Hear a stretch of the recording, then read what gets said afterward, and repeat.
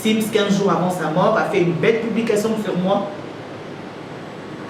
où un des souvenirs à ma langue l'ont gardé. Ça veut dire il a reconnu son mal et il m'a appelé, il s'est excusé, il m'a dit des mots gentils et il a eu une très belle conversation avec sa fille. Pour moi, c'est super. Il fallait avoir testé à quartier là-dedans, un garçon très gentil, il m'a mis papa, tout a montré ça. Invité au moins à la saison, à part autre relation bien, tu vas jamais. Pour après, tu as là, actuellement, c'est l'artiste qui a la plus belle voix. Mais c'est vrai que la timidité de Ferré, les autres continueront aux handicap qu'on a. Ferré était un garçon trop réservé, il doit s'ouvrir.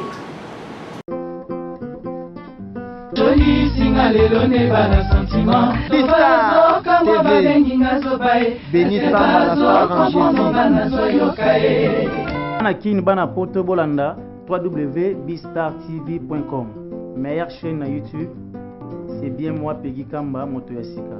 Kitok on a Kitok. Je veux dire 2017 oyo eza ya kolinda babiba na London City batomboki. Je veux dire salon ekomi kaka moko na bamboka oyo beauty evaluation eyeli bino solution onga ifo kaka groupe ya libanga talo onga posa perruque brésilienne yaka na kati ya beauty evaluation heba yoyo okukuta toutes sortes de coupes, toutes sortes de couleurs et de perruques naturelles. Yango tobengisi bino nyonso bana London City, bana Birmingham, bana Manchester, bana de partout dans le monde. Boya ebele komona mosala na beauty evaluation heba yoyo.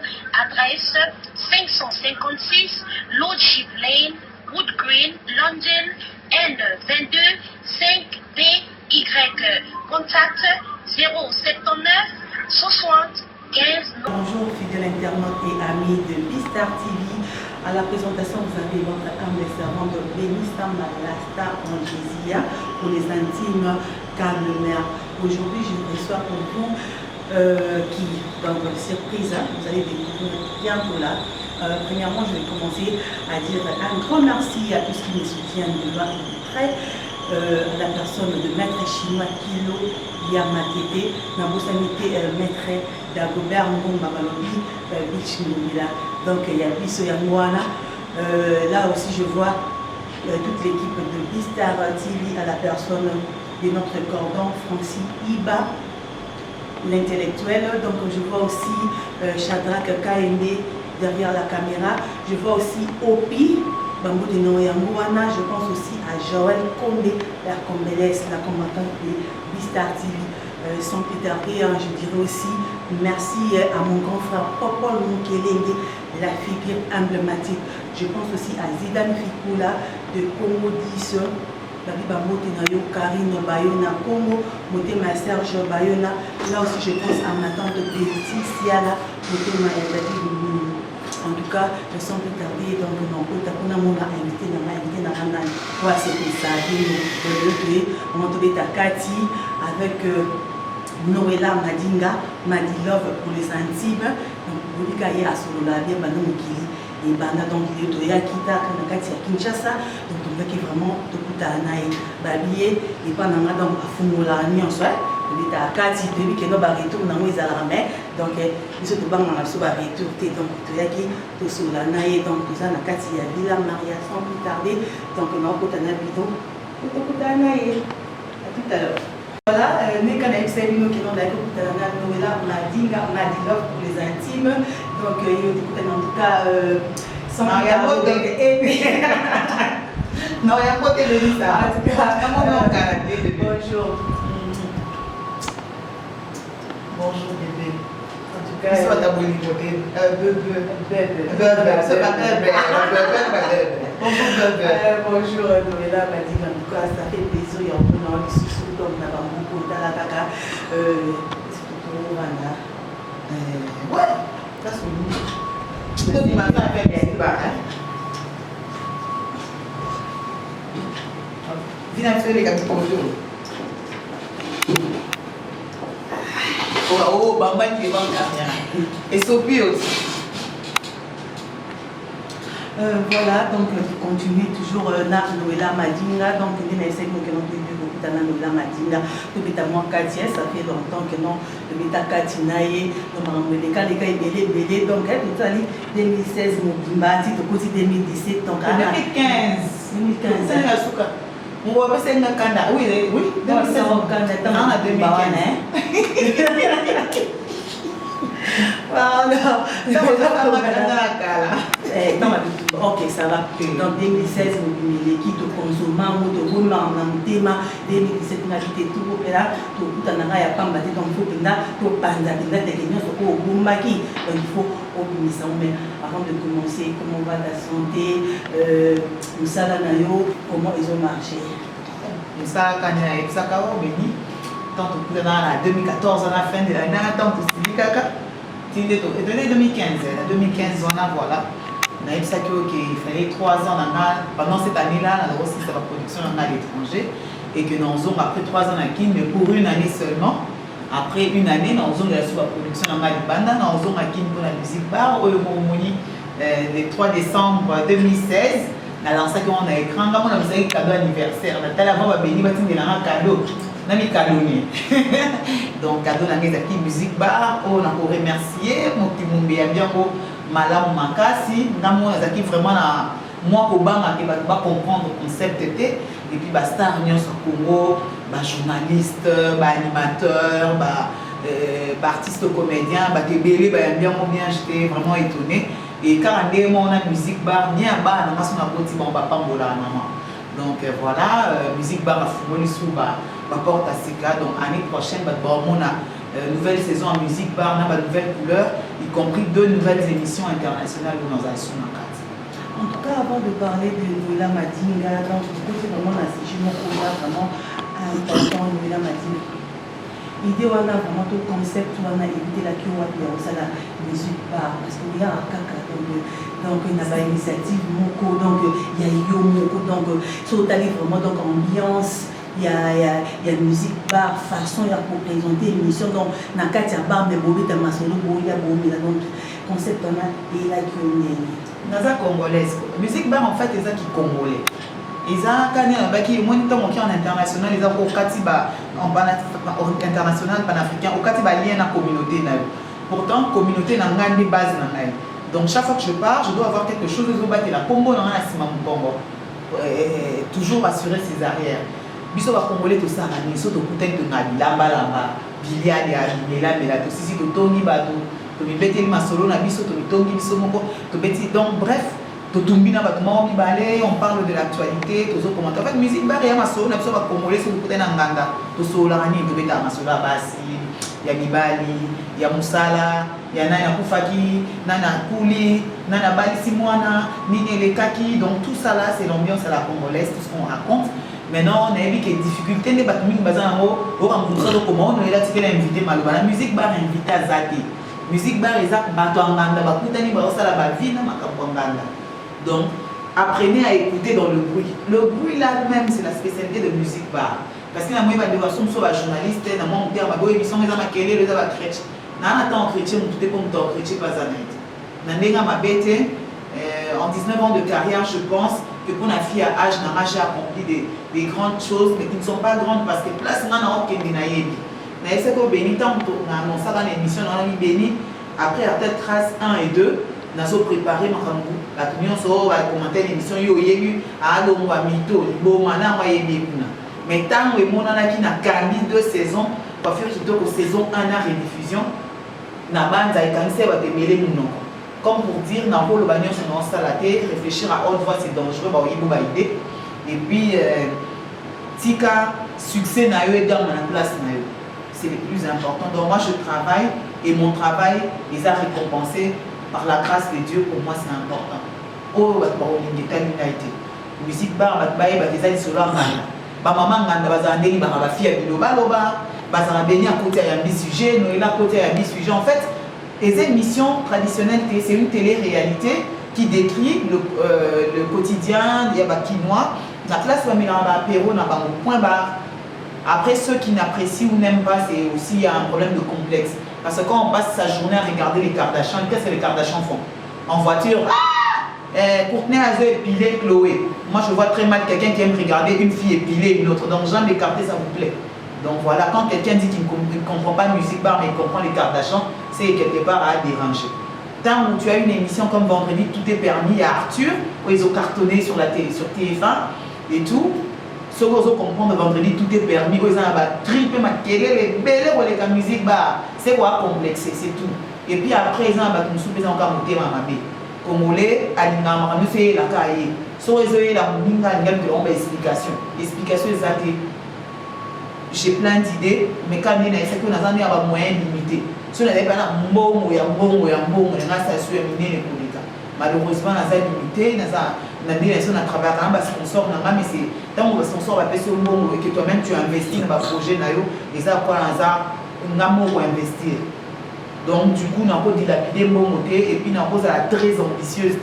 Donc, il faut miser dans le projet, miser dans la mesure possible de manière à ce que nous foute à bateau, qu'on foute à taxe, qu'on foute à maille, courant, et puis les bureaux, il faut les payer, tout ça aux hommes. Tant que vous avez un plateau privé, c'est de l'argent, tu dois payer l'endroit d'autrui. Tu vois? Boire radio, justement, ils aussi a déjà calaté. On sait qu'ils ont 2 ans de construction, c'est bon, on est presque à la fin.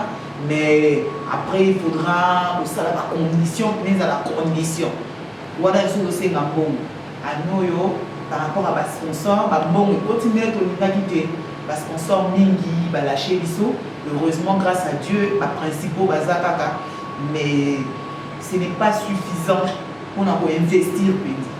En tout cas, Noéla Madinga, pendant tout ce temps que moi tu as travaillé dans la musique, arrive cette un peu difficulté quand il y a des musiques, côté technicien, côté invité, difficulté. Donc, côté technicien, des gens qui vont camérer la relation. Là, derrière la relation. Là, c'est mis dans le micro, tout est à nous. Donc, maintenant, un problème est ça parce que les techniciens, ils trouvent le matériel déjà sur les lieux.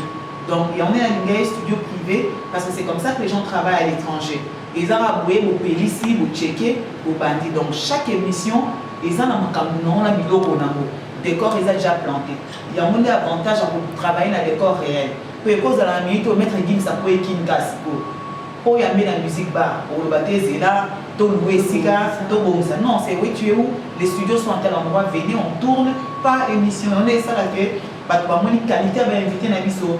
Normalement, les mecs qui développent à tout le monde. Déjà, quand on monte à ce stress, il n'y a pas de sa caméra. Donc, quand il y a un côté dans les bains. Et c'est plus facile de concepter parce que l'ambiance est déjà, décor est déjà planté, l'ambiance est déjà. C'est ça le plus important. Mais je souhaiterais à ce que sur plusieurs émissions, sur davantage d'émissions, nous avons facilité à bon. Contrairement à Bravo, l'artiste aussi, par exemple, laser, tout ça, donc il nous faut un studio encore plus grand pour faire ça. Des studios, on a des maté, on a des et puis ils ont la location. Donc ces studios-là, il faut le faire dans un espace énorme. Il faut au moins 600 mètres carrés pour faire un beau plateau et émission des mois. Et puis 600 mètres carrés en effet à la You. Parce que pour ça, 600 mètres carrés de matériel planté sur un terrain de truité. Donc imaginez qu'on rentre le lendemain. Donc ça te fait de l'argent jeté par les fenêtres parce que le matériel coûte cher. En tout cas, merci Noéla. Côté ce qu'on va inviter, parce que du côté technique, ce côté quand c'est pas ça problématique, mais inviter on va en pas. La liste est à mon laï béni. Donc nandé na zama na ngambo inviter mususu. Oka obonga na ole kam colonie, so bina le kite na obeta, na bima muntu obeta mute. Tout a monté na muntu eza. Ba inviter bo mona ba le kana saison te à part ba autre relation na relation bien te ba ole kala jamais. Pour après tu as cop nanga, là nanga ba tos nanga plateau nanga do ole kate. Parce que vous avez pas musicien tout le monde. Bah les gars, t'en fais pas. Naza hypocrite, c'était bénissant. Moi, je suis vrai. Donc, tant que tu as une relation bien été, à la limite, si on a Congolo, c'est qui va bien, au moins on a doublé la même dynamique. On va bien, et bien, on a essayé de Itoko, Bosso, parce que on a ce qu'on a qui peut nous ouvrir avec ce Congolais. Dans ce qui peut qu'il y ait des compatriotes, aller s'appeler Badou. Au Québec, dans le orchestre, on a appelé mes neveux, mes cousins, mes petits petits. Donc, nous avons nous ouvrir avec ce qu'on a dit, nous pensons bien, nous avons mis ça, nous avons intérêt à beaucoup. parce que les lorsqu'il y a Bimi Libanda Matisi de rapport Congo, Mpolonga na oleka kuna abi bonjour, comme la Maria Noëlla, je suis congolaise. Ah, tu es du même pays que Béni Samba et ça là. Donc voilà, c'est des bêtises à na kota. Mais que maintenant si on a ici na plateau, là je ne voudrais pas. Pourquoi je ne voudrais pas? Parce qu'on a à se faire supplier. Pourtant c'est un concept et c'est ma tout la convivial. À partir du moment où tu as un break, avec ici concept, poser une mission pour tout ce qui s'abat, tout est gay, tout est mis tout ça, ça moi ça stress sévère. Donc tant que tu écoutes la musique par exemple pour en saran. Vraiment pour une émission sérieux, dans une émission sérieux, ben les next na ma pièce au fandi plateau ya les pieds dans le plat, ils apprennent une émission va ta série à moi. Donc ta série va que ça mon série. Ouais, biso ils pour s'amuser, pour se détendre parce que on passe des journées vraiment lourdes, donc il faut qu'on se repose. En tout cas, nous avons touché sur ce point, nous avons anticipé donc la question. On a dit Louise, Nathalie, ici, nous avons donc émission. Donc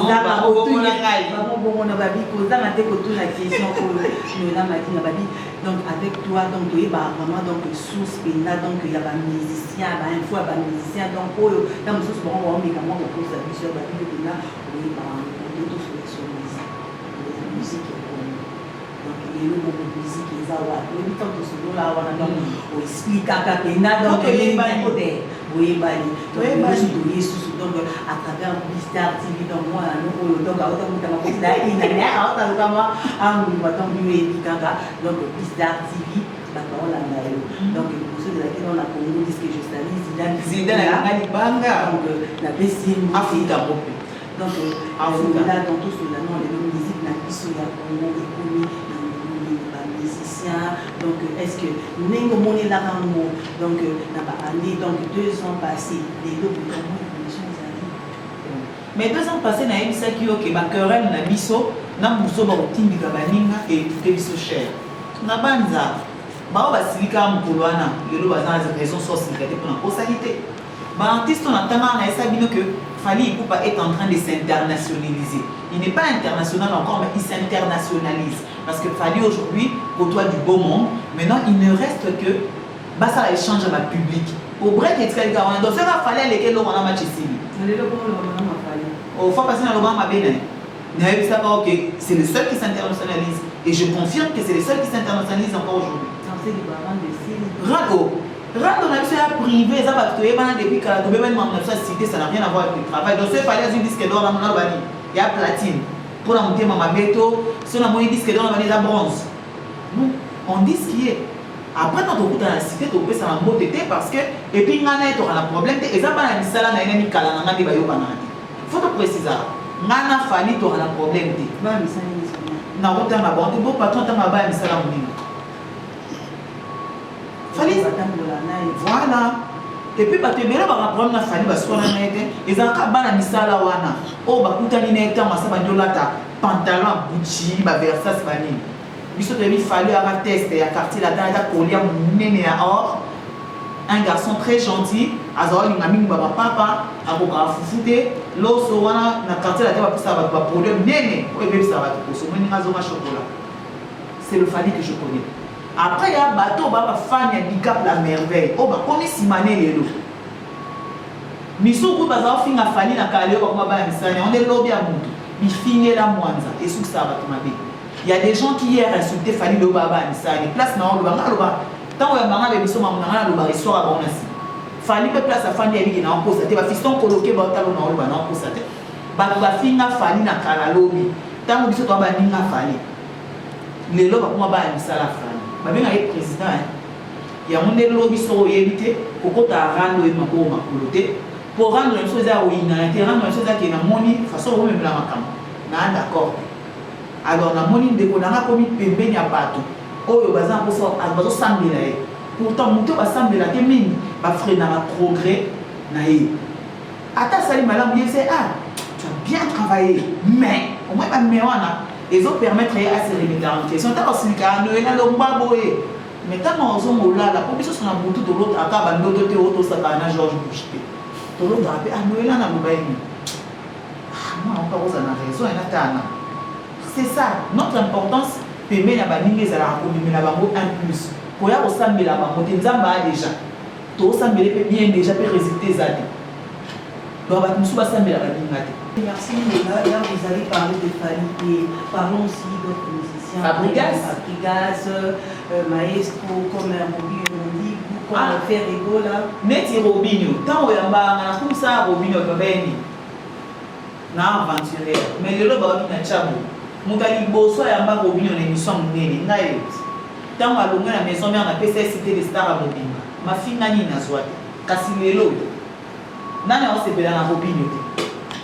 En fait, le problème dans beaucoup de abattements, c'est limiter à venir à battre. Mais éviter ce que vous avez tout au moins. Robinho a du talent. Même s'il n'a pas encore les succès, ça viendra. Nous avons des déroulages. Par contre, ça lundi, à Botoli, au mardi, à l'équipe au mercredi. Sentiment là.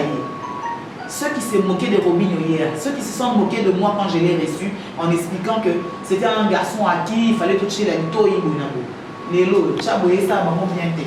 Après, ça m'a lobby à nous, il a dit qu'à maquiller à salika générique aïe banane, oui, et boya.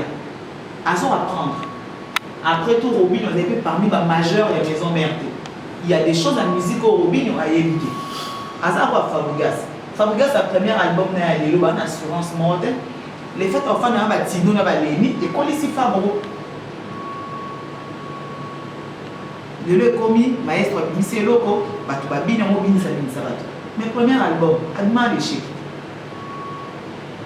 L'échec, c'était un bel album sans succès. Il y a Mado et Yeti, Zéné Foumami. Si vous savez, il y a qui sont à Congola, mais à ma bête, tant qu'à ça l'album, on a beau à côté mais le maestro, c'est qu'il a ça. Mais les artistes à chambre, maman, on a ma tête. Soit les mamans, les maîtres, les autres qui sont tout comme un bon limité. Donc, ils sont héritiers. Ok. On a ma banni héritier pour un camarade, on a un côté. Oui, on a un côté pour un camarade, on a un casse, on a un choix. Mais pas que nous. Oui, femme, on a. Et puis, après, ça concerne les journalistes et les fanatiques. Moi, je comprends. Tout ça, c'est pour dire que nous faisons tout le monde. Maman, c'est mal tout le monde. Mais il m'a vu un moto canadien. Mais tant que les pour un matin à la biseau, mon aki, tout les la bien. Mon père a vendu ouais, ma dingue. Mon père, ouais, ma dingue. Très magnifique. Héritier à cet album, on a repris ça 6 sur 10. Parce que c'est normal. C'était un premier album. Héritier il a sorti. Oui. Parce qu'il n'est pas parfait. Sur tout l'album, il y a 3 morceaux seulement qui ont vraiment cartonné ou est porté artiste. Après, son choix de vouloir proposer un nouveau héritier n'a pas été bien communiqué. C'est là que la communication est toujours importante. Il fallait qu'au lieu de faire un album qui est secret, il fallait qu'il y ait un mixabat babou pour que les gens s'apprêtent à hériter dans son moine. Et là, pour casser l'album, il était attends, il va dire, la terre, maison mère, on n'arrivait pas à les situer. Et aussi, il y avait trop de buzz créé autour de l'album au lieu de faire la vraie com sur l'album. Mais évitez ce que vous comprendre.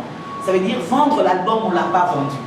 On a plus créé des incidents autour de l'album. C'est ça le vrai handicap qu'a connu le Tyrann, qui n'est pas si moche que ça. Après, pour les clips, les lots aussi d'avoir mis ça dans un clip de beaucoup héritiers analystes, des clips impeccables, propres. Et avantage wa tazana c'est que tant déjà une maison mais wa da banda kala azamuta pas. Donc moi pour faire la promo de Wada, je n'ai pas besoin qu'il me paye. Parce que c'est mon gars, je vais faire. Moi pour faire la promo de droit chemin, je n'ai pas eu besoin d'argent. C'était mon pote, donc j'avais pas le choix. C'est je l'accompagne, c'est comme ça. C'est ça en amitié. Arsenal et moi j'accompagne. Fabro, c'est mon petit frère. C'est un ami. Donc je l'accompagne. Mais ce n'est pas parce que je l'accompagne que je vais pas perdu. Autant que tu as eu, oh non, il eu, oh bébé, il eu. Il ne faut pas le flatter. Flatter, et essayer de ça va. Même si tu as un album. Non, mais tu as un album, tu as un album, tu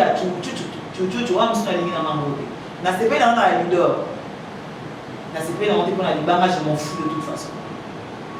Mais la CP, non, parce que pour une fois, tu as fait un clip qui est clean, je trouve. Parce que ma clip à Kofi, je les trouve trop en bonbon, il y a trop d'objets autour de lui. Et puis trop d'objets flashy, tout ça. Mais dans Alidor, c'est sobre. C'est pas le top des clips africains, mais c'est mieux que plein de clips de Kofi. Donc pour moi, c'est un bon point pour le quadrant. Très bon point. Et pour les autres, sans parler de... Les autres, j'ai pas écouté l'album de Ferré, mais Ferré, il sait que je l'aime beaucoup. Actuellement, c'est l'artiste qui a la plus belle voix. Mais c'est vrai que la timidité de Ferré, les autres continueront à vous avoir un handicap commun. Ferré est un garçon trop réservé, il doit s'ouvrir. Il doit s'ouvrir. Beaucoup de choses est légué parce qu'il est trop sur lui-même. Affinant. Faire rigole à Afouama, donc le Kinabiso, on a réglé. Mais Nzamba Loyembo toujours. Après, il y a les autres artistes, les Bailo Canto, il a fait Acoustic Sundays, qui est un concept justement des tendus à Tindego à question en BD Nanzela, tandis qu'il est mon associé, mais qui a travaillé avec Smart sur un nouveau projet avec Betty Yahweh, qui est la présentatrice de ce show-là. Voilà. Et Mazet Belé, Nani Moussous. Bien, on peut dire que Nani, viens Ndiama. Ndiama, on courage. Ça n'est pas que je suis venu à Ndiama na quadra. Baba ya monso bokanisi ba otike no terrain no bikosi bo mundala ba otina suka. J'aime ça chez eux. Ils ont l'esprit de compétition. Et puis ça peut s'imiter au banc matin en côte de studio yo katen. Ah ça est sous. C'est ce qui est bien chez ces deux vieux là. Bon bah vieux étaient ces deux messieurs là. Donc voilà. vous n'aimez pas le nom de la poste. Ah ouh la coste il est au soin. Et there is man. Oh, la poste there is no reason. The reason there is. La coste, il faut définir ma bébé dans la musique, mais la coste dans le talent. Après, par rapport à la vitesse actuelle, il y a des choses à actualiser. Aïe, il y a des artistes bourrés de talent, mais il y a c'est une mine. Oh, et Kemila les Alois, volcan sommet. Bravo l'artiste, les autres, ça me a quoi là. Après, on va se soigner sous. Quand il va me faire au Cameroun. Après, nous avons dit parce que nous avons belé au sol, nous avons dit. Bon, Ibrator. Contre-maître. Oui, bah contre-maître. Nous avons fanatique à Ibrator.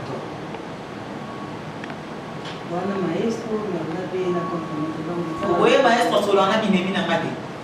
Faut que tu aies un sentiment. Bon, c'est un bandana qui sont maestro. Mon frère, prends l'argent. Il est baillé. Il y a quoi? Comme il y a quoi? Comme il y a quoi? Dans la fanatique à Ibrator, mon seul défaut c'est que on a un FCP pays bras. Côté Kate, Binemi à maestro. Batini gagne ma bêtise dans mon musique à rando et ça a beaucoup. Le talent est d'actualité. Car on n'est pas à rando de Koufa, n'est pas musique à rando ici là.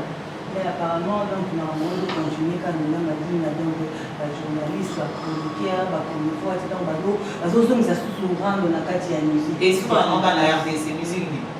Tant que nous avons été à l'Ibanana, on a eu le bâton. Mais souvent, ma bêtise ici, les bandes n'ont pas polémique, ils ont la mise en limite. Oh, Arafat a expliqué que je viens d'avoir un disque d'or, moi j'ai vendu, l'autre a vendu. Arafat jouait là-bas dans Tchapalo. Voilà. Oh, film a expliqué que nous avons trophée sur le web. On a une guerre, c'est-à-dire que Samba a expliqué que le monde est là. On a un petit place tel, tout ça, on a un devoir à domicile qui est sale. Concurrence base dans le travail. Au Arafat a pris voilà la partie. Nous avons bon on soit habitué il y a un molar. On a pas mais en studio, mais tout le monde va faire un support. Tant bon bien bon petit au quotidien. Donc voilà. La base de tout reste le travail. Bah Ibrator bah comme ça nous autres. Mais comme Fabregas sur son premier album, bah le logo est trop tôt. Alors tant que le logo trop tôt que nous avons comme marionnette yaba. concentre-toi. Ils sont fous de Fabo. ABT Kara, Fabo Bébé, Migrator Kara, beau travailler. Vous aurez beau faire des émissions pour vous attaquer mutuellement, c'est des émissions qui ne font même pas des milliers de vues. Donc, je suis désolé.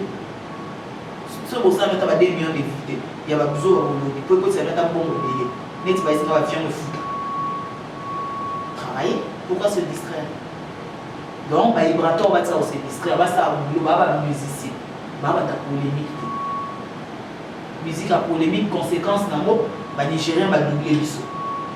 Musique à polémique, il y a un moment le commission au même machin, Fali Ferre, Fabrigas, n'a pas mort matabis. Viera Munawera, va résister. Papa chéri de temps en temps. Bah, musicien, nous sommes tous les sur le monde, ils bandent à retourner sur la poufa. Nous sommes là, ils ont risqué. Nous avons temps à monter place, il y a des population est à la rate. Donc, parce qu'on a des gens qui sont embarrassés. Mais des gens talentueux. Distraction. Distraction. Nous avons dit que tout le monde a sigé au donc va te donner bazou zéna donc va te quoi donc va venir nangai il va tout na kati ya longo ba et na ma propos nous kirenge la figure emblématique on collègue rabaga yeah bazou zéna donc nous avons dit na pas vraiment un peu de totalement comparaison par rapport à la négo parce que depuis que notre nom bien on va l'éviter parce que nous sommes bazar âge on a dit ce va nous faire bazar donc bah ya to ba l'évi mais pas au balai si on a dit na kati ya presse na kati ya média tout ça un peu de comparaison par rapport à tant na bino tant que ça na ça surtout que na kati ya musique donc les différences nous au moment là on trouve pas ni pour pour travail parce que donc je suis vraiment étonné de voir que non aux ana ibra aux appels na fabrication maestro le tout comme moment la bande de biso donc à vivre vraiment à combiner on doit ya mutu ya musicien moko donc na ba concert ya mutu wana mususu wana ko bayoka na raté donc à qui na raté des émissions pe à salarié donc à combiner vraiment propriété privée ya musicien wana pour le bani pour la sujet wana ils ont la cicatrice. Oh, pourquoi tu t'avais tout dans un bobo? Pourquoi le premier yebi qui tente aux ana baraga papona clan ba yebi ba carrière mingi télé ma pona wera ou pona jibe entre temps jibe na wera ba bongisa ngara wenge bazoki sana na utu jibe to zo tsana kombo na benga le tonton jibe mo ba ya dance na mida ya senior biso ke ndo sakana ndako wana tout temps à Molière, Badaïda Soraya, Bana Simenon. Mais car à Ouera, les faisons ça, Bana Jibé, vice versa. Ou à la guerre à Weneza, oui, Bana Sankara qui s'est toujours à la casse. Chodis, guerre à Wenge, il dit ça au départ. Bah, bien sûr, Zakler, bah, je vois Galbu, Serge Kayembe, bah, Yves Kambala.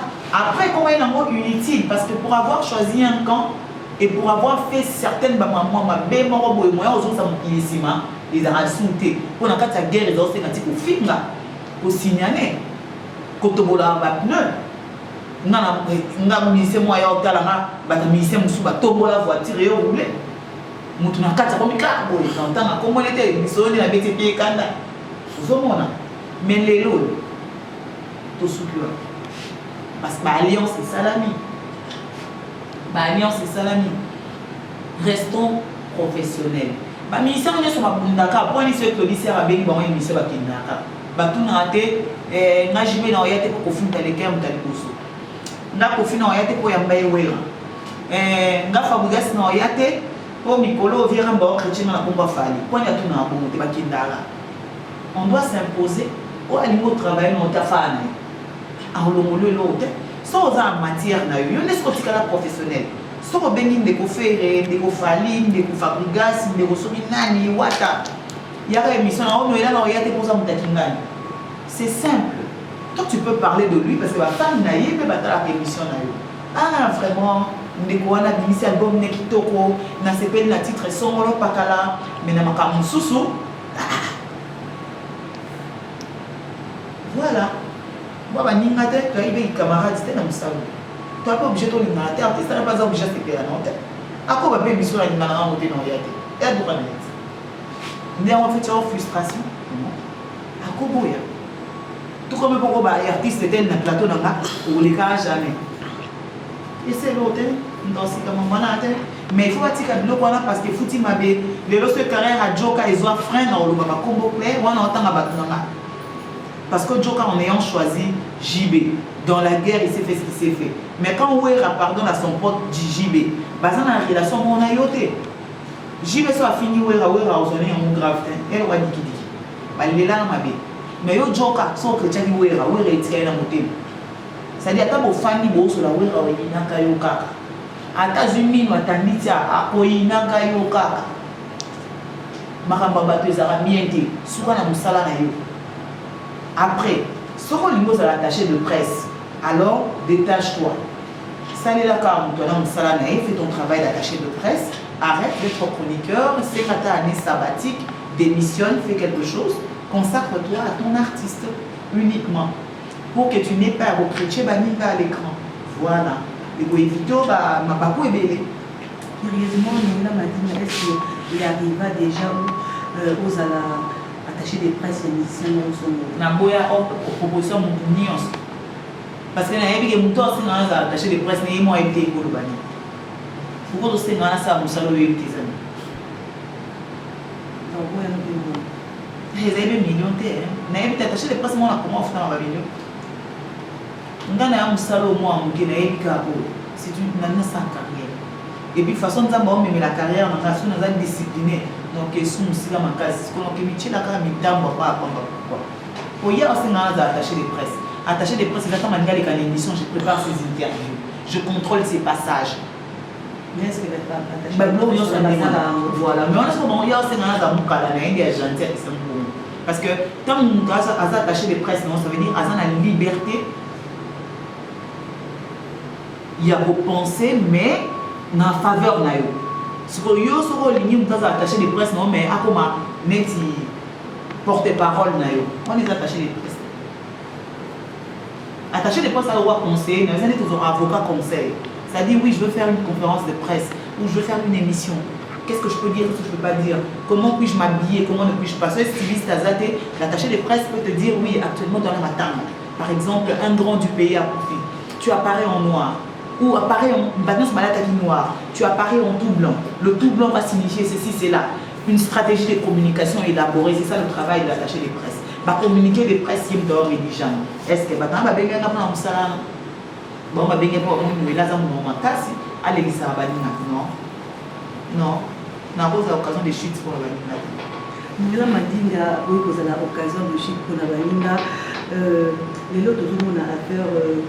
Chroniqueurs, chroniqueuses, surtout bandeko bazo travailler na internet, na site, là on vend na carotala. Bata TV basala mo avant na kata question non. Na monika bata TV bazo accuser ka bandeko na internet 7 bandeko internet mine buzo ba musika makasi. Mais maman ne bana na TV. Na moni ba sœur na tso musulu ya TV ba bensa TV. Bien sûr ba journaliste o ya TV dans ma comment quoi attaquer bah comment on a demandé tu vas au bazalaka donc donc meilleur bazaki spécial par rapport il y a balé qui au balé non non c'est juste pas trace c'est très limité parce que tu as une émission va céder comment oh balé mon corps bon donc ça va émission série polémique les autres comme va céder na poto autant ma journée c'est va ça ba crèche à niveau de côté ya ba famille ya ba maman mais maman to ndo stiko soit na robunda to simba na joko to kota ba parquer ou tiwa ba internet ba memi yango internet ya ka lobby oui ba internet va ça ma be mankasi mais ma be ba zo ça les a cicaté ba développer de ba ma be ba ya na TV soi disant on a moni ba moni so ba ola ta ba bango ba zo ça la ma be mais ma be ani za cicaté outi musika dans cet exemple au moni muninga musu so finga muninga ti ba défendre auto na TV. Muso abima habitala bassin aux bassin ma fille à na TV. Ils ont internet c'est ba fille na batang si maman rote. Ba fille na ba mona ngo quelque part. Et on va comprendre que le wali zalaka. Ba osala. Ba fille internet qui ndumba donc oh ça va bien bana qui ndumba le ba conférence de presse à Kofi baza o bundani botu na ba. Ba olinga ba musicien, ba olinga ba Marcel comment ba propriétaire ya ba site donc ba on a passé ba kono TV ni mbalo ba bongo o mais net minga ba to swana ni ya o na za impoli na makabo ba esprit ko bima OK na chef ba chef ba sa kanila ba mo soko lobi o manki ba chef na ba sele émission De quoi il parle? Mais il y a internet, il y a pas de site, il y a pas de site, il y a représentant, directeur de programme, il y a déjà un chef, oh bon, on a dit ça. Soki qui a géré qui, aux autres ça c'est pas qui nous manque ma casse c'était comme faute. Il y a on est au lobby boy. Ma comme ça le Yolanda biso lobby le passé nous rattrape toujours. Oui, on a répété sur internet pour ça à B. Mais et ça si quand on va comme ça va devant internet va prendre faute. Prendre faute il y a journal faute il y a internet c'était. Journal faute il prend faute il journal chel et ça peut pas à TV. Donc, ils sont sur la TV, ça s'appelle la Kindo et c'est l'autre. Aux gens qui posent l'internet. Donc, on a besoin d'internet. Non. L'internet, ça bien basé. Yo, on va faire internet. Des exemples étaient pour les gars. La TV, c'est ça. Il y a des gens à l'écart. Internet, c'est un peu de temps à la fille de Wab nous ébélé. Moi, je suis une grille de Internet, c'est token à boire une balle. Makambo adi londola sala kana osama na kini vraiment vous avez la kini adi salam ado yo salam tous à sérieux ba ça il faut arrêter ce succès qui mimi no bobo tambe bobo tabana non so na mabali no na bobo la bana batika bana bande ko ba ça ma il faut leur prodiguer des conseils mais n'allez pas dire que on est mieux que on n'est pas mieux parce que les bêtises qui se font sur internet ont commencé à la télé ici on est en ici. Il y a des filles à télé qui ont tourné plateau d'Endo à Dendo. Moussous sont en pleine émission qui changeait Bilamba comme un mini à Betty Bouli. Moussous sont en pleine émission. Il y a moi Monique qui n'a pas la tête qui est trop bien. À quel temps un collant transparent pour y avoir dans le leader. C'est-à-dire une émission à Jeep. Tant qu'un leader à la côte il y a collant qui nous va zéboula va bien dans la répétition. Le moment c'est bétamo. Missou n'a pas été vaquino. Soit la tilibane et titabou, à bombika la téton. Ça dit, nous sommes libérés de tous vos vivre. Ils ont internet. Pour là, quand on a internet, internet, développer nous avons bayana, on va développer ça. Bazo ça la mabé, mais mabé on les a cicatrés. Do batika. Bado bandé to une solution, nous salé baby to ça ndeni ni poto comme ça. Voilà. Mais baza exemplaire té. Pour ceux le salaire il m'a sous na TVT, ba no ba esi ma ba bon ma TVT. C'est vrai au biso na ba monto bini na TV, c'est que so to ba tani ba so ba voiture. O a so ma voiture na mbongo na to bola musa. Voiture au félé, ba appartement au félé, voyage au félé. On a so ba dans billet na vie, on a so ba billet mo ko ke Turquie ko so ma marchandise. Na vie na nga o na ke wapi na so ba billet té, na so visa té. Au félé non félé. To zo moi na TVT. Batata sont c'est à la télé. Parce qu'on faisait bien notre boulot. Même celles qui faisaient mal leur boulot. Parce que c'est eux qui sont Wenge, tant Wenge est régné, dans le milieu des années 2000, on a dit que nous avons Angola, nous avons Congo Yébe.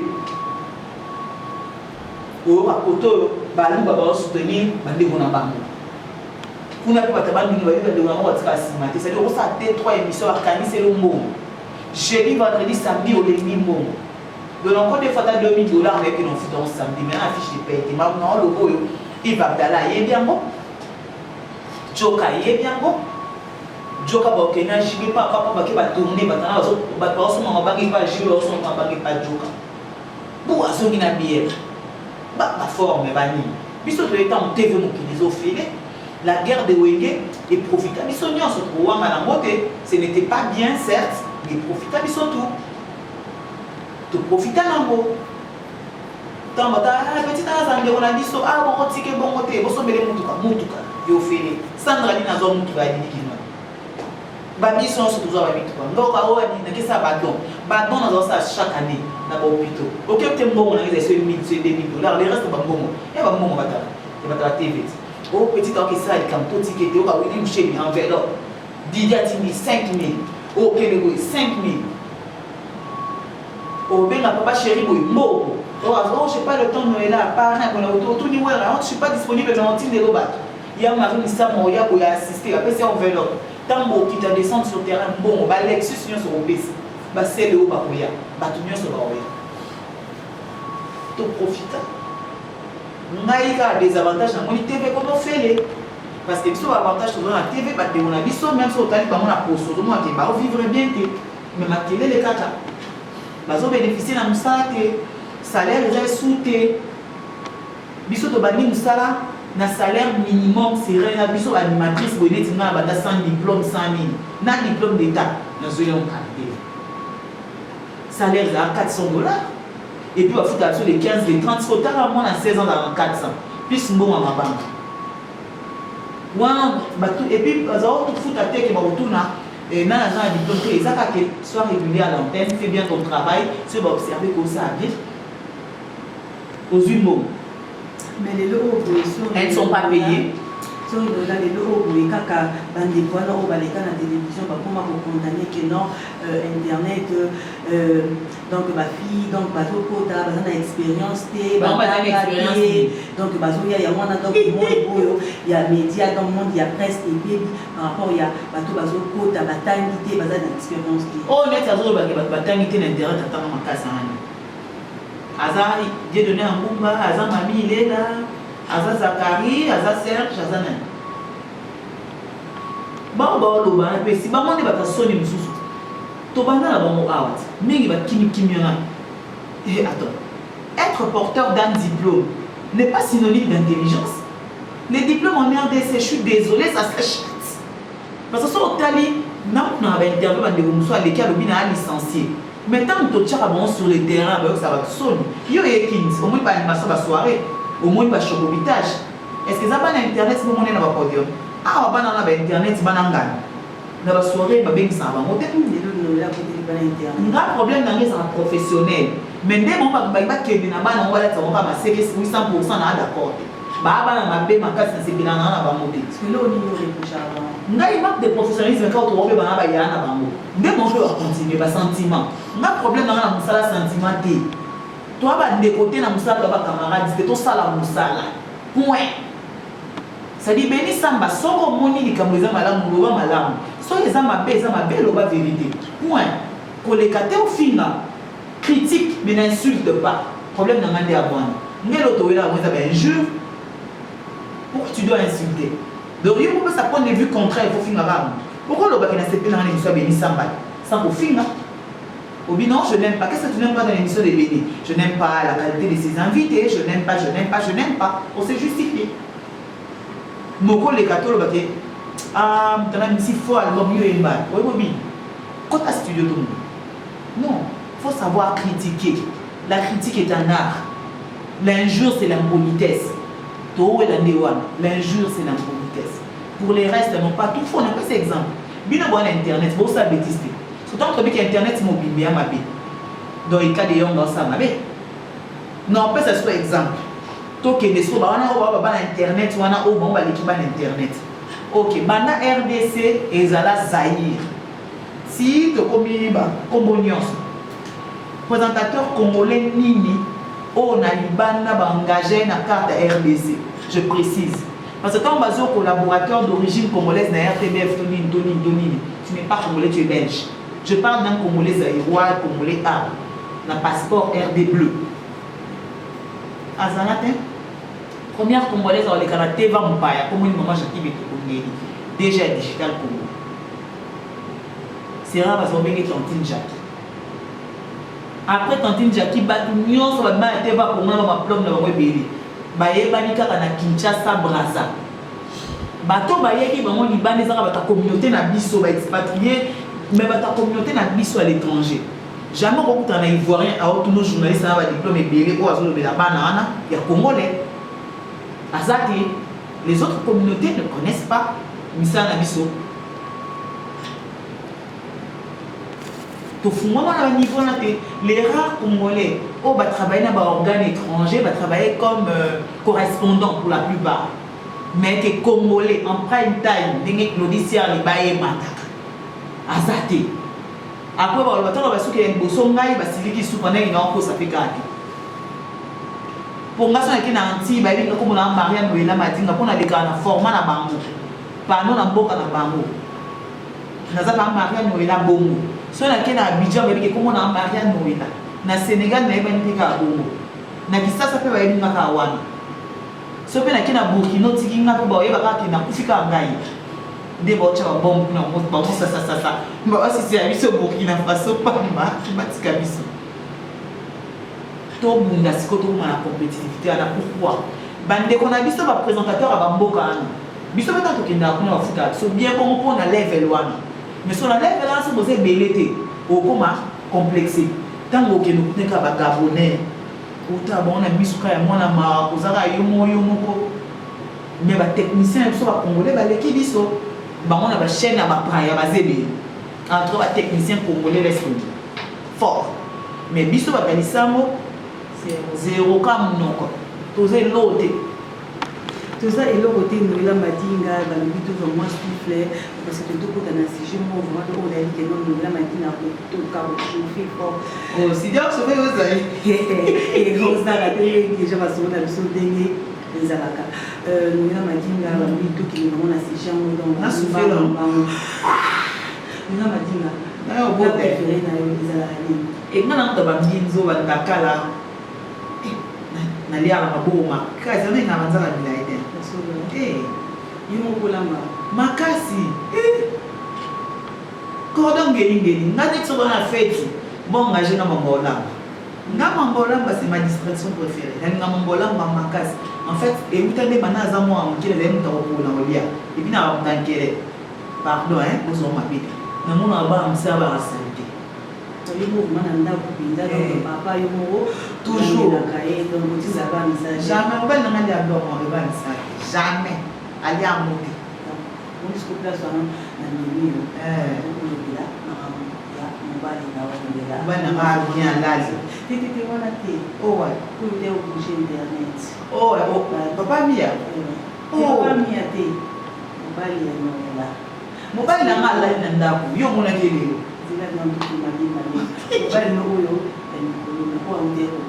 azef bal na matin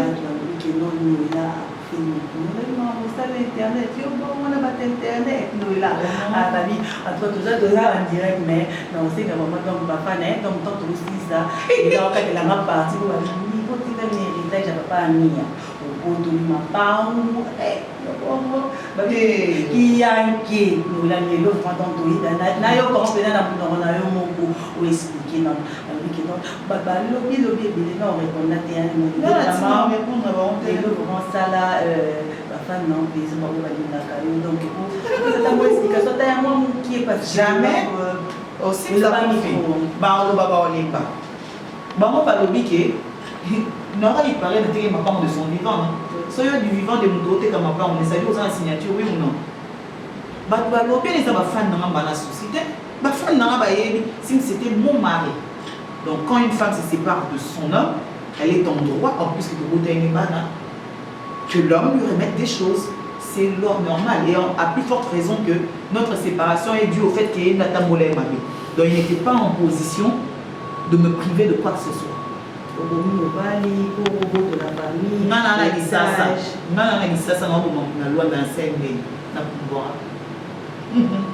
C'est des personnes sans éducation. Ou un bateau va ça la rater. Oh bazana bakota na bandaka bato baso compter bozio baninga oh batara bilonga mona bilonga batara bandeko na mona bilonga dollar ole batara bana bolimba et le gabolingo na est-ce que miso to sala no esaka que les gens apprennent en temps la baninga na miso bolingo et ça vraiment bien beni yo son de wono akufi et miso ni boso sala otuna de wono pasa leki to otuna bilo de leka tango wolu tuna bilo de leka c'est parce qu'en réalité on doit le capilo ezayo non répondre bonde. Et puis, ils n'ont pas qualité de me poser des questions. C'est lui avec qui moi j'étais en deal est parti. Et puis c'était le père de mes enfants. Par respect pour Sims, moi je ne peux pas entrer en discussion avec des gens, on a émis de son vivant, parole au balangate, de son vivant, et l'eau monté l'eau. Monsieur va contester qui même ma légitimité. Mais il y a un poster une vidéo sur YouTube. Mon madame, séparé de son épouse. Alors, pourquoi tu vas discuter avec des gens qui disent eux-mêmes une chose et son contraire? Oui, il était marié. Attends, si mon mari me fait des infidélités, c'est mon mari. Ça fait quoi? Je dois venir me justifier auprès des gens? Non, il l'a fait. Après, ces femmes à qui il a fait des enfants, il ne les a pas violées. C'est des envieuses. Alors, quand on a Noël, on se plaindre même pour la gloire. Oh, pour ça, oui. Donc, je suis son cœur, il est mon cœur. Donc avec moi, il se comportera autrement. Tu es un jouet, tu resteras jouet. Voilà. Asala qui m'a fait, dans mon kilimta parfait à Zate, oui, il m'a fait des infidélités, oui, il m'a fait des enfants dans les dos, mais ça c'est congolais. Il n'est ni le premier, ni le dernier. Et malgré notre séparation, Simsa continue à être un très bon père pour sa fille Mia. Donc je suis désolée, n'a pas ternir image naïté, bien que lui il a quand même fait envers moi, mais c'est pas grave, je ne suis pas parfaite. Non, mais avant que Facebook n'est appelé, maman je vais le Sims. Alors posté ma carte, moi et en Allemagne. Lui et moi, je lui ai clairement dit que je voulais plus de lui, que j'avais refait ma vie. Lui et moi nous sommes séparés à l'amiable, je t'ai montré les documents. Il a signé de son plein gré. Ceux qui parlent là ne sont pas de sa famille. Sims a eu moi la souka, soit moi nous abîmé à la petite sœur à Sims. C'est une pute, l'une de ces putes avec qui il couchait là-bas. Des putes, c'est des putes de rien du tout que j'ai vu là. Il voulait que je fasse quoi? Que moi je laisse mon homme à Kinshasa pour aller pleurer parmi les putes. Non, je vais rester digne. Parce que de son vivant, à Tchakinga, il polo, alors, pour finir, je ne vais pas aller me mélanger à des jouets. Je vais offrir quand même à sa fille un moment de recueillement. On est à Sengaki, ma fille a perdu son papa. Il fallait qu'elle pleure tranquillement.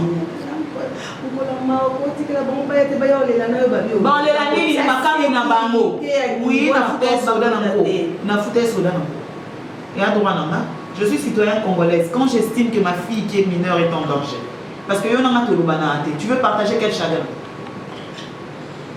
Parce que Sims est mort, son téléphone est resté. Donc le contenu de son téléphone est connu. Ces filles des médias qui lui écrivaient, va sur son Facebook, tu vas voir leurs commentaires. À l'annonce du décès de Sims, va voir leurs déclarations. Ata Salakinga Mabé, c'est un homme avec qui on a partagé un long moment. Et à Vinanga, je ne peux pas permettre. Parce que il avait 4 femmes. Sims ne s'est jamais marié à 4 femmes dans sa vie. Sims ne s'est marié que 2 fois. La première fois, c'est une femme d'ailleurs qui vit à Londres. Elle s'appelle elle a mère de 3 enfants. Attends, comment elle s'appelle déjà? Oulala. Et il y a quand même des solo. Il y a un agorette. De moi, ça liboso. Simsa bala, libote lingaete. Basala tout le monde va tuer mal à l'est, il y a les mines qui est poto. Mais mobile n'est pas là, il est poto. Le lot à sa maman bana misa. Les qui n'est gorette, nanji, maman, on va jouer. Après moi, ça n'a. Après, après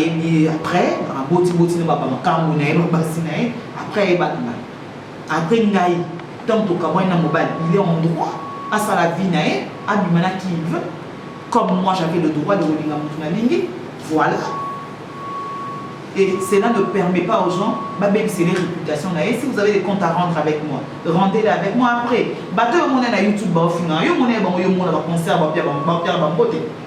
C'est des gens qui n'ont pas de succès. Pour se faire remarquer, tu vas t'apporter à qui l'immunité,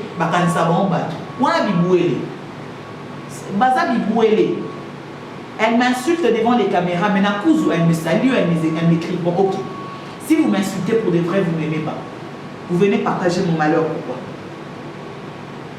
Après, toutes, elles savent que Sims et moi, on n'était plus ensemble.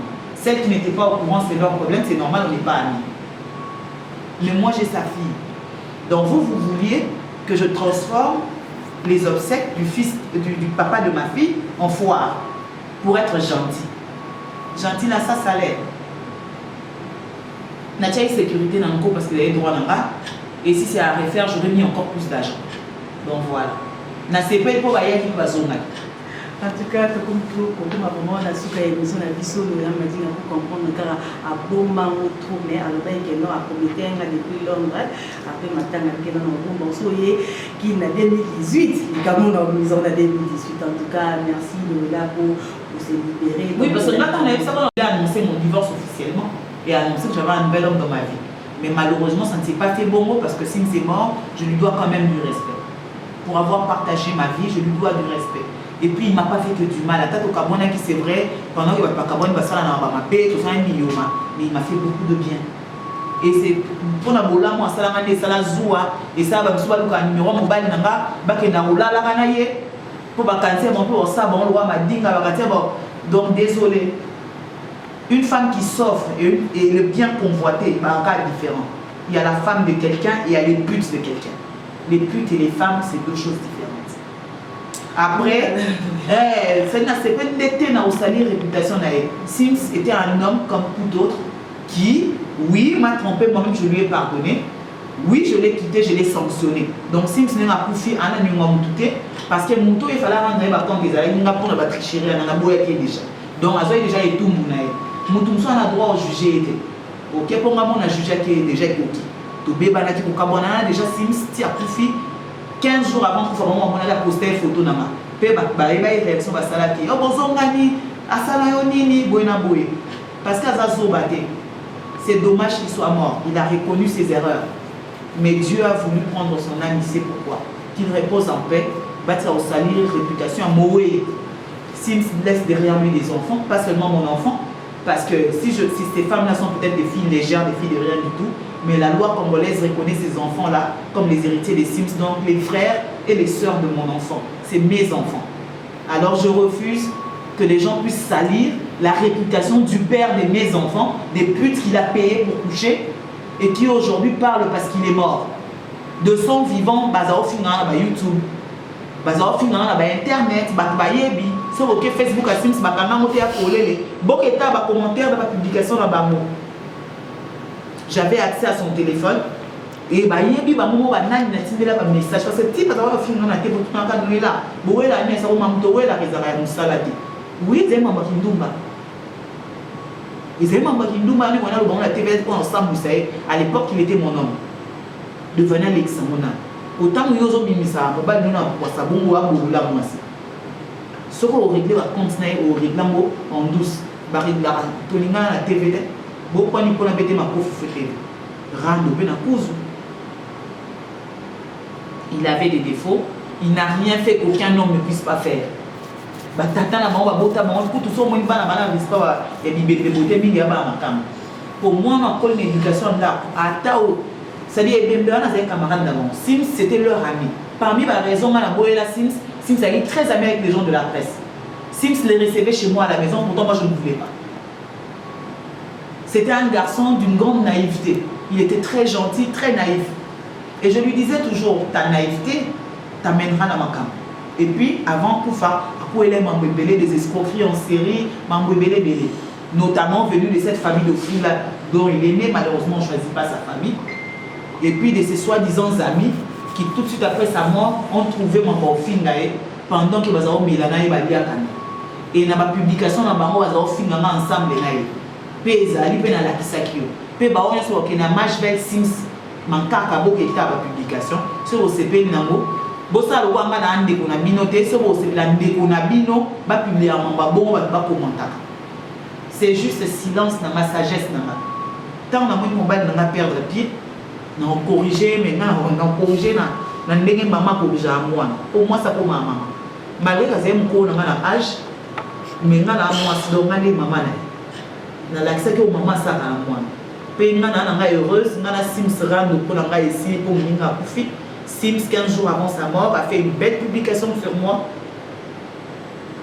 où les souvenirs en malam l'ont gardé. Ça veut dire il a reconnu son mal et il m'a appelé, il s'est excusé, il m'a dit des mots gentils et il a eu une très belle conversation avec sa fille. Pour moi c'est super. Après qu'on se dispute, qu'on ne se dispute pas, ça c'est pas leur problème. Et quant aux membres de sa famille, on ne choisit pas sa famille, hein. On peut naître avec les voleurs, les bandits, les sorciers, les chédés. Ce sont les membres de votre famille. Voilà. Merci Noëlla, merci vraiment, nous sommes arrivés à la fin, donc un mot de la fin Noëlla, donc surtout dans ces amis, vraiment, ça conseille, la vie qui est mort, ça conseille, elle n'a pas dit qu'il va y estima, donc ils allaient à la télé, ils allaient à internet, moi conseille. Des les gens ne parlent qu'ils ont par rapport à Bangolé, ils ont par rapport à pourquoi il y en a qui sont Bangolé? Papa, quand même, ils ont appelé Kanama, soit Penza. Les Camerounais, il y a moyen pour m'amouquiller, mais Mangolé va aussi. Le numéro 1. Moi, Lingwele, le bon numéro 2. On n'arrive pas à rien, bon, bon, il parlait par rapport à la presse, hein. Ah, les Lingwele, la main en film. Bah, et biso et bandi awa. Et bandi à partir à neni. Na rien à bonté tout ça âge mort. Pour ça, vous avez un bébé. Ok, ça va pas bien, moi conseil par rapport à nous, on dit que non, bah, on a maman, et ça, là, donc, bah, moi conseil, on dit après, on dit ça, là, mon camarade, qui est à moi, pas si là, il y a des stars et des amis, il pas naïo, il a ma dîme, la langue, et ça, bah, mon conseil, et bah, le but, on dit ça, c'est, Tania Zozé, là, à foutre, à foutre, il est déjà dit. à foutre yo. Il est déjà. Ok. Ngali banga sa mo matin matin. O ya mo dembo. O ça non mo. Solo la na. O te ndi ba mo fele zate. Apa ça non ameni. Nga sa mabanga te afuta. Wa mo beni. Kwa lingai. Message de la fête de la manie. Ah, il a un message à fait ça. Message de la fin à CPI. Vraiment, émission na yo, on dit mais ça n'a pas banga poso na leki hein. Na pas ces artistes on sa ko mombode. Na remercier soit fanatique na ngai. Il y a un monde entier pour na soutenir à bango. Mais non remercier mingi ba fanatique na ba communauté mususu ba communauté congolaise. Qui nous vont vous souhaiter des balises pour le week-end, malgré ma cuisine, ma qui sont nous demander la loi des messages de lien, attendre un commentaire par rapport à l'émission, malgré le gouvernement,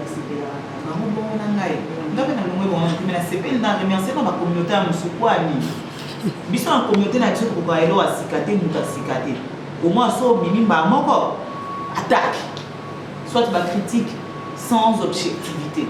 Mais bon, là, on a remarqué dans la communauté, mais quand tu lis leurs commentaires, tu sens qu'il y a le respect du travail. C'est comment elle s'appelle la dame? Oh, Marie-Noël. Ah, Marie-Noël, elle parle bien, elle présente bien. Même si ça leur reproche, oh, mais là, elle a un peu exagéré. En fait, l'élégance dans les remarques, l'objectivité dans le peuple congolais, communauté nabiso, il faut tout sauver. Même si on critique, apprends à mettre les bons mots. Tu n'es pas obligé de t'insulter. Bilan et même dans la communauté nabiso, ils ont dû au fait que tu as un problème de langage. C'est-à-dire n'a pas besoin de mauvais soyeux pour ton bien, mais tu n'es pas obligé de faire. C'est béni, je n'aime pas, mais quand tu fais ça, ça va voilà. Pas yo béni, après. Soit Dieu béni, ya maman d'accord, maman n'a pas au considère. Tant mon fini, maman n'a pas pizza. Bon, abouti mandé. Vous assurez tous les résultats. Pourtant mon fini, dans zone c'est le stocker. Pourtant ça qui m'a remarqué na yo correctement. Na zone déjà donc ça pour yo asoni, muta lo béni. Pour rebondir ça. Tu vois? Pour rebondir ça.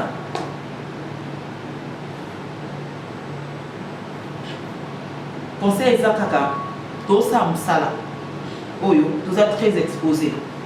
Sauf dans un qui nous dans la cité, na TV qui nous dégomme en fois 10. Pour tout le monde, on va se faire Lulayo, Inayo, Salunios. Il faut voyer bas, aux autres cas, Nini. Service Nini, yoye, pour livrer. Vous voyez, vous pouvez ça, Moussala Nayo, tout vous pouvez ça, la charme Nayo. Moi, ça a follow. Charme, moi, c'est si là. Moi, c'est dans ma zokola, chose qui quoi de molema, au monde va le fou. So il peut être quoi de molema, si ça m'a collé à l'obima, ma belle m'a mon bac. Pas si n'y a mon paquet à ma moi, soit ma beau on ma beau à doux, au moins attends vitesse à rage et bagno à mais si ça moi me dit les bagno les bon pack, qui rata raté. Mettons mon paquet qu'il y a. Souvenir ni regarder à Bolengé. Au sali, ni n'a pas molema. Le passé nous rattrape toujours. Le passé nous rattrape avec brutalité. Hier, nous étions filles. Aujourd'hui, nous sommes mamans. Même si nous avons maman, dépassé 30 ans, pour ma mère à 34 ans, elle avait 4 enfants. Moi, elle m'a eu à 18 ans. Mais moi, à 34 ans, je suis quoi? Je suis Noëlla Madinga seulement. Mais ma maman était une femme responsable qui avait 4 enfants, dont elle prenait bien soin. Au monde. Et aujourd'hui, si j'en parle avec fierté, c'est parce qu'elle ne nous abandonnait pas dans des bars, dans des places à l'Oyenge, où elle ne faisait pas des sextapes ou des trucs comme ça qu'elle a abandonné. Je ne condamne pas les gens qui filment leurs ébats sexuels, des trucs comme ça.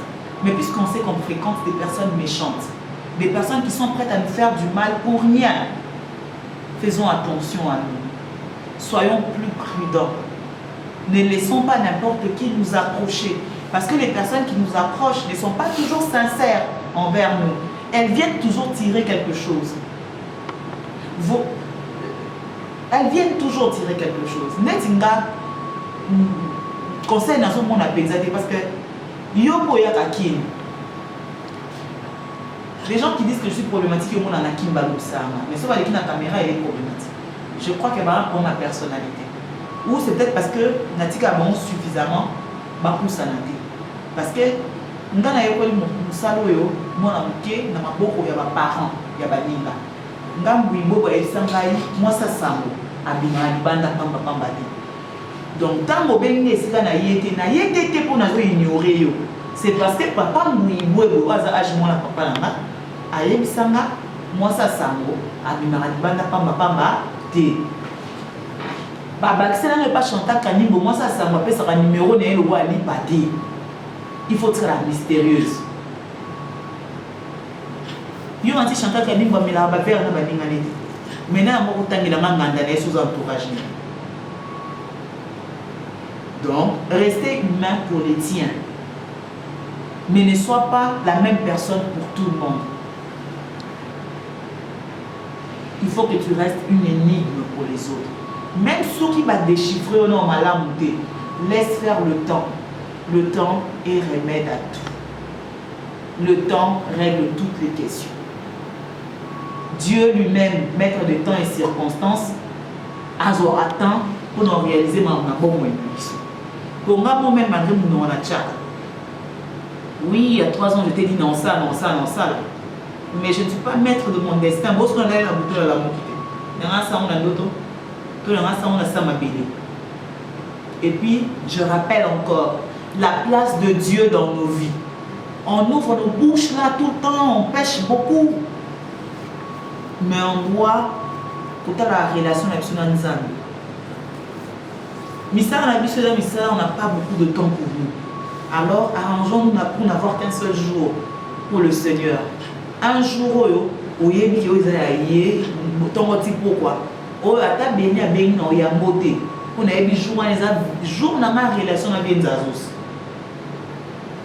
À ta cop à la rayée, mais tu vas te dire que nous avons béni dans la journée, nous avons béni à ta cop à million. Non, il y a été. Parce que nous avons une période où nous avons des promesses. Nous avons aussi un hôtel, nous avons beauté, nous avons beauté, nous avons cadeau. Mais j'étais vraiment à l'agonie. Donc, tant qu'on a mimi pour nous, donc je tiens ma promesse. Qui ne veut pas dire qu'il est garanti à bon moyen. Mais au moins, je me dis, je lui ai promis, je tiens ma promesse. Et jusque-là, ma promesse envers lui, tenue, m'a payé. Donc, je vais continuer. Parce que je n'ai pas le diplôme de certains, mais la notoriété que Dieu me donne gratuitement, ce diplôme dans mon soin de la main. Donc ça veut dire la grâce de Dieu dans la vie. Il faut remercier quand Nzambe tout le temps. Conseil, Nzambe, Moussala, peut combattre la bonne. Aide-toi, le ciel t'aidera. Merci Mouina, Valoubi Moussala, Nzambe.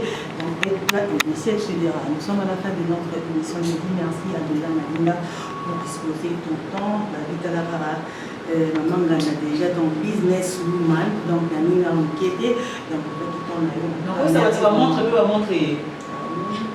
Tu vas montrer, un numéro, un arrivage à Sika, Frédéric Constant, va Paul Picoy. Voilà. La foutie. Eh, bon, on va foutre un cash, hein. En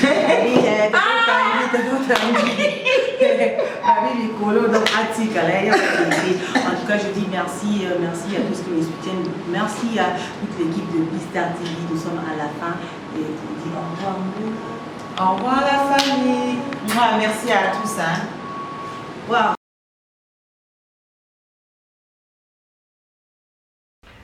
Vous êtes connecté avec CPLA TV, décodeur Yabana Mboka. 85 livres les décodeurs, puis 4 mois il y a au filet. Après ça, 15 livres par mois. Boza, ma chaîne en direct du Congo-Kinshasa. Boza, ma chaîne bana mboka de la diaspora. Ma chaîne sport. Et aussi, ma chaîne bana aussi YouTube nakati simplement pour 15 livres par mois. Pour l'ensemble de CPLA TV, c'est très simple. Le site n'a sur internet, bon, on a des détails. Vous devez faire un transfert international avec le Big to Iban. En Angleterre, c'est simple, vous transférez car on a compte Nabiso. Pour ce moment, c'est CPLA TV, du nouveau sur CPLA TV, Numérica TV, Kin 24 et Soli TV.